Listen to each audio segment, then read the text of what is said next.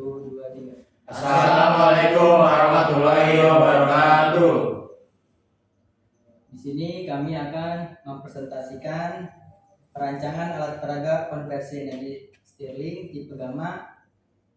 Dosen pengampu kami yaitu Bapak Muhammad Yahmanto STMT. Perkenalkan, nama saya Sultan Abdul Aziz. Perkenalkan, nama saya Gibran Sidki Mustafa. Perkenalkan, nama saya Ahmad Farezi. Perkenalkan, nama saya Muhammad Intandiansyah. Saya Sendika Wijaya Salam. Oke, baik. Di sini ada rumusan masalah. Yang pertama yaitu apa yang dimaksud dengan mesin Stirling dan bagaimana prinsip kerjanya. Yang kedua, apa saja komponen utama dari mesin Stirling dan fungsi masing-masing. Dan selanjutnya yang ketiga yaitu apa saja kelebihan dan kekurangan mesin Stirling. Tujuannya, yang pertama yaitu menjelaskan prinsip kerja mesin Stirling engine. Yang kedua, mengidentifikasi dan memahami fungsi dari setiap komponen utama mesin Stirling. Yang ketiga, menganalisis kelebihan dan kekurangan Stirling engine dibandingkan mesin lainnya. Oke, kita akan masuk pembahasan yang pertama yaitu apa sih mesin Stirling? Jadi mesin Stirling engine adalah mesin kalor yang mengubah energi panas menjadi energi mekanik melalui siklus termodinamika tertutup yang dikenal sebagai siklus Stirling, beberapa dengan mesin pembakaran internal. Mesin Stirling memanaskan fluida, kerjanya biasanya udara atau gas di luar silinder, bukan di dalam. Perbedaan suhu antara dua sisi mesin yang dihasilkan oleh sumber panas eksternal menyebabkan fluida kerja memuai dan menyusut, mendorong piston dan menghasilkan gerakan putar. Selanjutnya yaitu prinsip kerja Stirling tipe gamma adalah sebagai berikut. Yang pertama, gas dipindahkan lalu mengembang dan mendorong piston kerja. Yang kedua yaitu gas dipindah ke ruang dingin, selanjutnya tekanan turun. Dan yang ketiga, gas dikompresi di suhu rendah, selanjutnya volume mengecil. Dan yang keempat, gas kembali ke ruang panas, selanjutnya siklus dimulai lagi.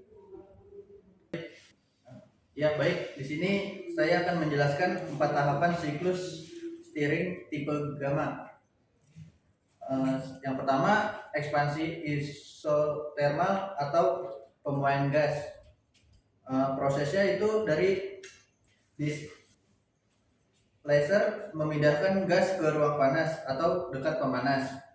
Gas memuai karena kena panas, tekanan naik dan gas mendorong piston kerja ke atas.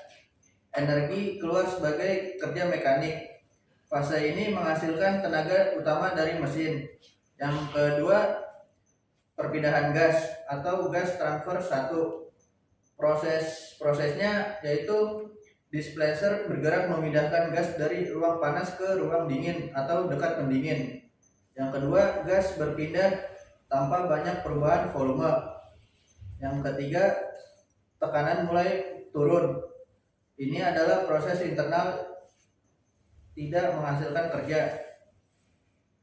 Selanjutnya, kompresi isotermal atau penempatan gas. Prosesnya yaitu setelah gas ada di ruang dingin, piston kerja bergerak ke bawah. Gas dikompresi pada suhu rendah atau tekanan tetap rendah. Yang kedua, energi diperlukan untuk menekan gas. Fase ini menyerap sedikit energi mekanik. Yang keempat, perpindahan gas atau gas transfer 2. Prosesnya yaitu displacer kembali mendorong gas ke ruang panas. Yang kedua, volume relatif tetap, tetapi suhu naik saat gas masuk ke zona panas. Yang ketiga, bersiap untuk siklus berikutnya. Transisi menuju fase ekspansi berikutnya. Keempat proses ini terus berulang saat crankshaft berputar. Kombinasi pemanasan, pendinginan, ekspansi, dan kompresi menghasilkan gerakan balik gerakan bolak-balik piston kerja yang dikonversikan menjadi putaran poros output. Di sini komponen mesin steering engine. Yang pertama, flywheel atau roda gila. Roda gila adalah perangkat mekanik yang berputar yang digunakan untuk menyimpan energi rotasi flywheel menggunakan momen inersia yang signifikan dan demikian menahan perubahan kecepatan rotasi. Yang kedua, poros ankle.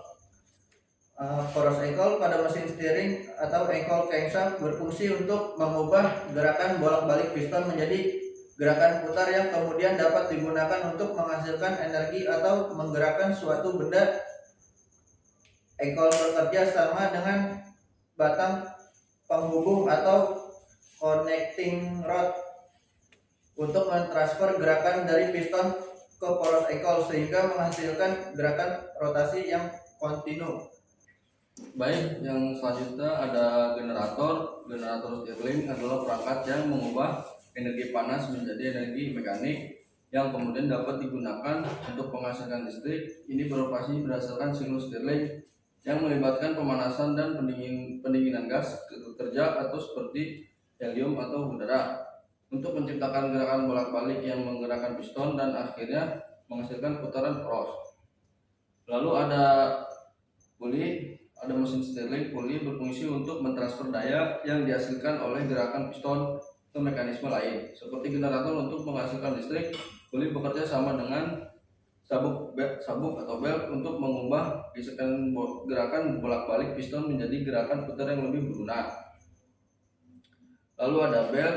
Belt dinamo pada mesin Stirling berfungsi untuk mentransfer daya dari poros ankle mesin Stirling ke dinamo atau alternator. Untuk menghasilkan energi listrik, belt ini menghubungkan putaran poros ankle mesin Stirling dengan rotor dinamo, sehingga putaran poros ankle dapat memutar rotor. Selanjutnya ada piston. Piston ini kegunaannya piston adalah mengubah tekanan gas menjadi gerakan mekanik, yaitu maju atau mundur.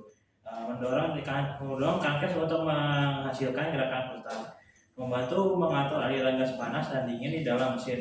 Piston berperan sebagai penggerak utama dalam mengubah energi panas menjadi energi gerak Stirling. Selanjutnya ada silinder. Silinder ini pada mesin Stirling memiliki peran krusial dalam proses konversi energi panas menjadi energi mekanik. Ada dua silinder utama, silinder panas dan silinder dingin. Dari sumber eksternal dan silinder silinder dingin ini yang dingin gas kerja membelah suhu antara kedua silinder ini. Ulang sini tuh. Iya. Yang kedua ada silinder. Pada mesin Stirling, silinder memiliki peran krusial dalam proses konversi energi panas menjadi energi mekanik. Ada dua silinder utama, yaitu silinder panas dan yang menerima panas dan sumber eksternal, dan silinder dingin yang mendinginkan gas kerja. Perbedaan suhu antara dua silinder ini dapat menyebabkan gas kerja seperti udara yang mengembang dan berkontraksi, yang mendorong piston dan menghasilkan gerakan mekanik. Yang ketiga ada rangka. Rangka berfungsi sebagai penopang utama yang menyatukan semua komponen mesin dan memastikan posisi relatif yang tepat antara komponen tersebut. Rangka juga berfungsi untuk menahan gaya-gaya yang timbul selama operasi mesin, seperti gaya dari tekanan gas dan gaya inersial dari bagian-bagian yang bergerak. Oke, di sini ada kelebihan dan kekurangan.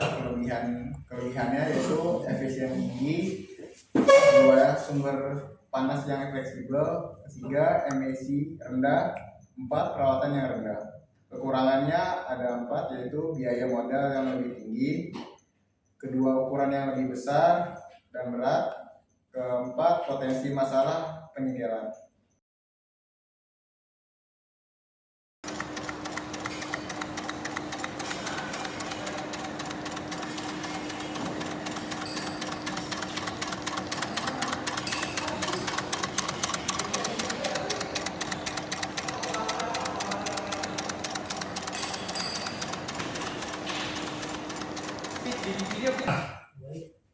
Baik, cukup sekian dari kelompok kami. Mohon maaf apabila ada kekurangan dalam mempresentasikan. dan kekurangan penyampaian. Cukup sekian dari kami. Assalamualaikum Waalaikumsalam warahmatullahi wabarakatuh.